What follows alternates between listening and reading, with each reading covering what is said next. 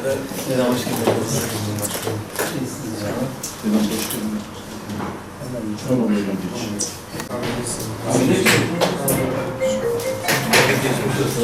O gece de dediler bir an yoldan geldi, telefonu kapalıydı. Ne lazım? Tabii, işi çekip, yani o serumu çekip tam yola çıkıyor, doktor onu yakalıyor. Ziyaret Onun temsilcisi Kimseye söylemedim, sadece ona hocaya söyledim. dedi bizim abimizdir. Yumruğu masa vurunca bitti. Valla dedim onu aradım, çıkarmadım. Her ziyarete geliyoruz. Yani ziyaret görevimizdir. Yani bu konuda Dernek olarak ziyaret hazırlamış.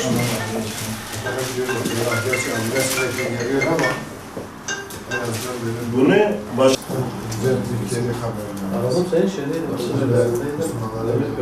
Bunu geçin. Suyu işim yok. Ondan senden sonra senin yanına geçtim. İyi. Tamam. 3 yaş şey belirlemişti. İşte haberlerin içerisinde de sizi yazmıştım.